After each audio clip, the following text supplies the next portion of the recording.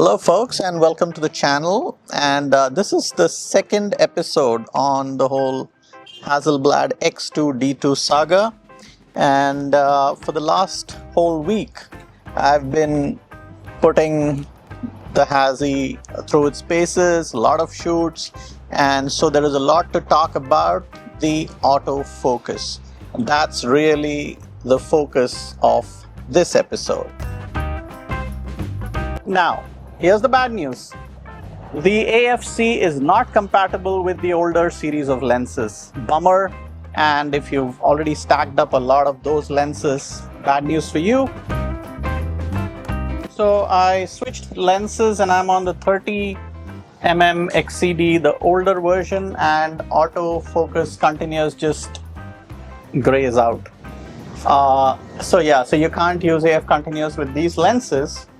And does that mean the prices of resale value of these are going to plummet? Maybe a good opportunity to buy some, because these are fantastic lenses, and if you're shooting landscape and stuff and you don't need continuous AF, then I think they are still amazing lenses. But this one should work, and hopefully it does well. Let's see how it does, and let's get started. As I was shooting moving subjects and I was shooting them in the AF continuous mode, I always had my focus point in the wide mode with human detect on.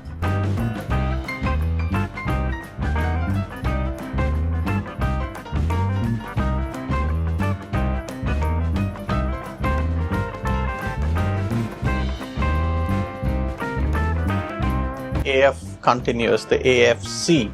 So let's talk about that a little bit. If you're talking about any focusing situation or autofocus in any camera, I generally think about it on three parameters, right? One is focus acquisition, the second is tracking, and the third is the instant at which, while focusing, while tracking, and you press the shutter, how quickly it takes the picture so that you're not missing the moment. I think those three factors or parameters are what are important to me as a photographer. So let's talk about each parameter in detail for the X2DII. So focus acquisition in the AF-C mode is almost instantaneous. As soon as you kind of move the camera in the direction of any person walking by, standing, it just acquires focus immediately. There is a small white square that is over the face or at the eye. If the person is really far off, then it's around the head, otherwise it's on the eye.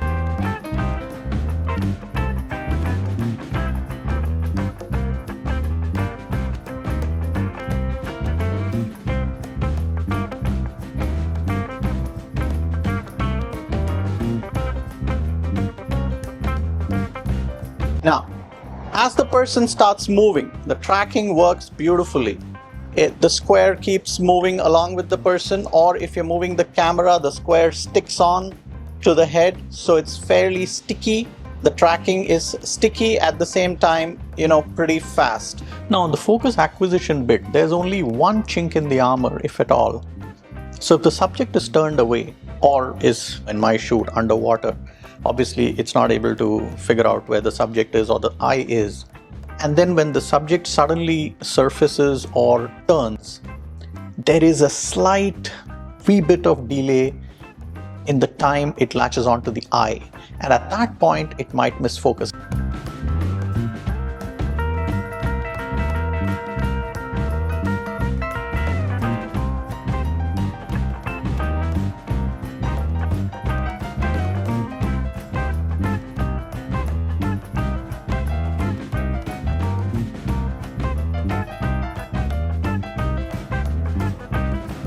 Now, this was also an issue with the GFX100 II, and here's my review on that.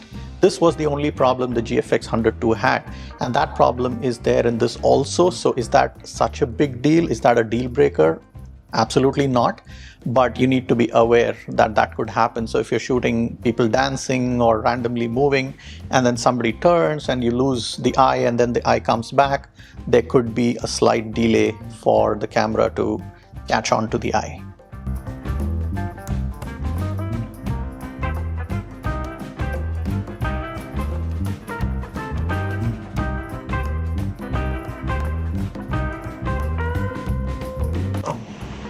All right, about 10-15 minutes of shooting, and you know what? This does track well. So, if somebody is approaching from far and I point the camera and half press the shutter, actually even without half pressing, that small square comes over their head, which means it started to track. It's in human tracking mode and in wide setting of the focus point. Abbas, what was your experience? +1 to that, I totally agree. The focusing was really good and it does really well what it claims to do well. Even when I shot a guy who was in the car quite far from me, it quickly latched onto his face and got a crisp picture. And guys, this is a guy who shoots the A1 II, so he knows what he's talking about when he's talking about autofocus. All right, so we're going to check the tracking of the 75p with the camera when the model is walking and then twirling. Let's do this. All right, go.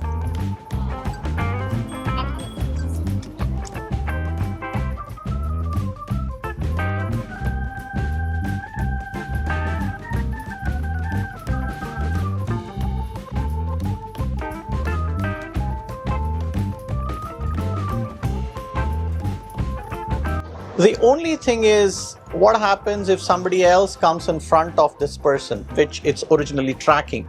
Now at that point, it might shift focus onto the other person. Not a big deal. You can always touch the screen and get the focus back to the original person you want to track, and it's fine. Now if the person is static and the camera moves, it keeps latched on. It's latched on to the person it was originally tracking. It does not move along with the camera or anything like that. So that's absolutely fine too.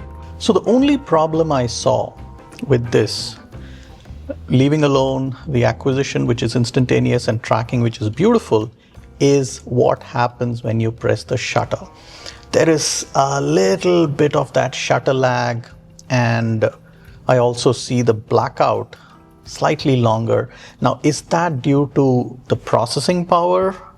And I had asked this question in my last video when we were talking about LiDAR and how the AF-C would work even before the camera released.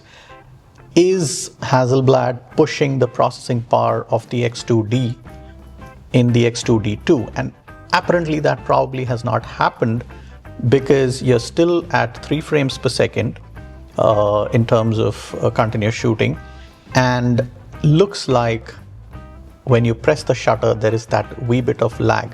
Now I don't know, I'm not a technical guy, I don't know why that happens and what could improve that, but that is the only reason you potentially miss focus sometimes. So what happens is, and this happened in the Fuji as well, right? The Fuji X100VI and also the Fuji 100 II. But the 100 II I think was a notch better, and the Sony, there's no problem in Sony cameras with this issue. It's instantaneous. So when you press the shutter and the focus is, I think, acquired, but in the time between which the focus is acquired and you press the shutter and the picture is taken, if the subject has moved a little bit, that's where you miss focus. So as long as the subject is not moving too much, too rapidly, too fast, I think you're fine. The moment the subject starts moving a little too fast for the camera's capabilities, you start missing focus. That's an issue. I requested Michaela to do a couple of laps in the pool as I photographed her, and I would say about 30% of the pictures missed focus. Now this is after discounting for the fact that some of them might have a slight blur due to a slightly slower shutter speed, but I think the focusing issues showed up in about 30% of the pictures.